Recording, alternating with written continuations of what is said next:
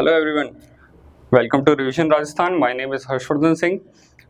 एक न्यूज़ आई है करंट में कि 2020 के रमन मैगसेसे पुरस्कार जो हैं उनको स्थगित कर दिया गया है कोरोना वायरस की वजह से। तो हम जो है वो इस न्यूज़ से निकलती हुई जानकारी को लेकर थोड़ा सा हम डिस्कस करने की कोशिश करेंगे कि क्या जो है वो स्थिति है, रमन मैगसेसे पुरस्कार जो है वो क्या होता है और किन किन प्रमुख भारतीयों को जो है वो रमन मैगसेसे पुरस्कार जो है वो मिल चुका है। तो इसके बारे में थोड़ी सी चर्चा हमें करनी है। So let's begin. Raman Magsaysay पुरस्कार या रेमन मैगसेसे पुरस्कार जिसको कहा जाता है, ये जो है वो बहुत ही ज्यादा विख्यात और बहुत ही ज्यादा सम्मानित पुरस्कार है। इतिहास थोड़ा सा देखेंगे तो रमन मैगसेसे पुरस्कार जो है वो एक हर साल दिया जाता है। और कहाँ दिया जाता है? फिलीपींस में दिया जाता है। ध्यान रखने वाली बात क्या है? फिलीपींस। फिलीपींस जो है वो एशिया के पूर्व की ओर में जो है वो एक छोटा सा देश है, दक्षिण चीन सागर के पूर्व में। रमन मैगसेसे पुरस्कार जो है वो एक वार्षिक पुरस्कार है जो फिलीपींस के पूर्व राष्ट्रपति रेमन मैगसेसे की स्मृति को बनाए रखने के लिए स्थापित किया गया है। देखिए, ध्यान रखिएगा, ये फिलीपींस में दिया जाता है। ये उन लोगों के लिए है क्योंकि ये उनकी याद में है जिन्होंने अपने शासनकाल में बहुत ज्यादा अखंडता, लोगों के प्रति लिए साहसी सेवा और एक लोकतांत्रिक समाज के भीतर व्यावहारिक आदर्शवाद का एक उदाहरण जो है पेश किया था, और इनकी याद में पुरस्कार दिया जाता है।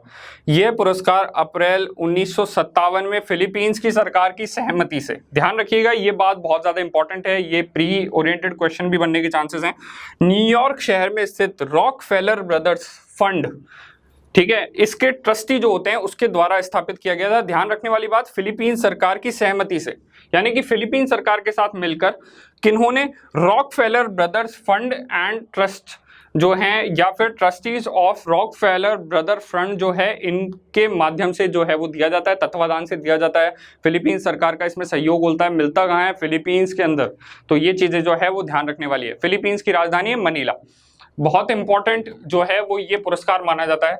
इसी पुरस्कार को जो है वो एशिया का नोबेल भी कहा जाता है। ध्यान रखने वाली बात है, एशिया का नोबेल किस पुरस्कार को कहते हैं? रेमन मैगसेसे पुरस्कार को।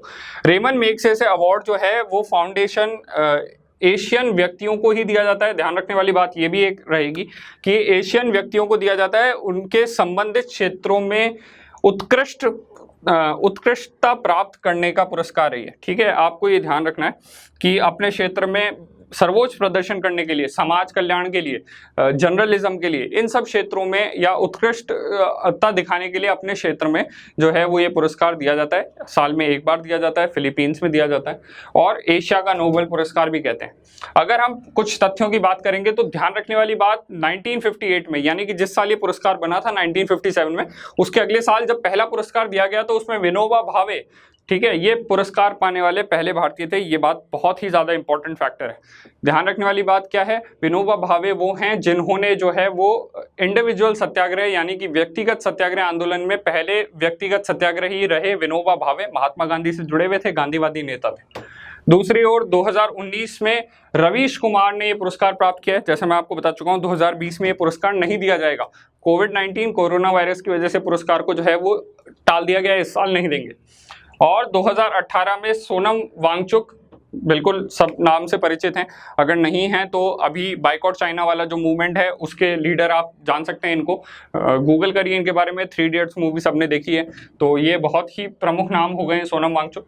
वहीं दूसरी तरफ जो है वो भरत वटवानी, और दूसरी तरफ 2016 में, इससे पहले बेजवाड़ा वेल्सन, ये जो हैं बेजवाड़ा वेल्सन जो हैं ये जो मैला उठाने वाले, जो गंदगी उठाने वाले लोग होते हैं या जो दलित वर्ग के लोग होते हैं, उनके लिए मैला उठाने की प्रथा को बंद करने के लिए इन्होंने बहुत ही बड़ा जन आंदोलन चलाया था, और इसके लिए बहुत ही ज़्यादा सतत प्रयास इन्होंने किए हैं कि इस तरीके की व्यवस्था को बंद होना चाहिए, उसके लिए जाने जाते हैं। और साथ ही साथ TM कृष्णा, जो कि दक्षिण के एक संगीतकार हैं, और इन्होंने जो है वो संगीत के क्षेत्र में और समाज सेवा के क्षेत्र में जो काम किया उसके लिए इनको ये पुरस्कार मिले थे।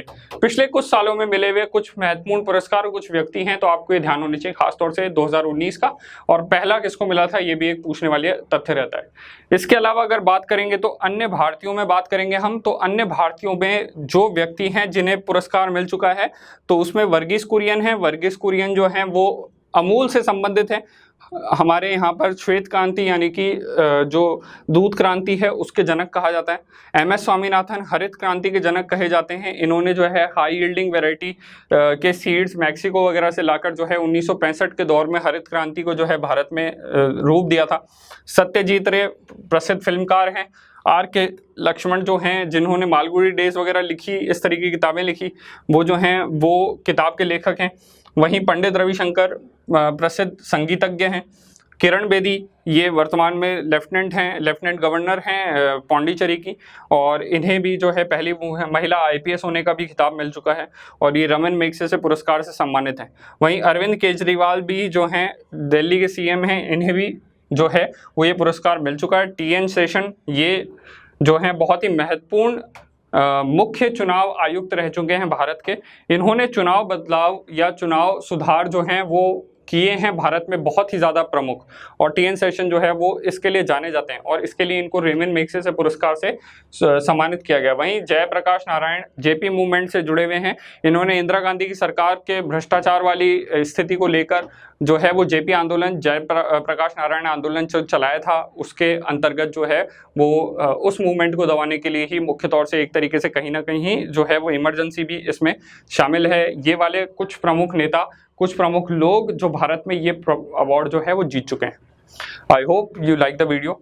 ये नॉलेज जो है वो आपके काम आएगी। All the best. Thank you.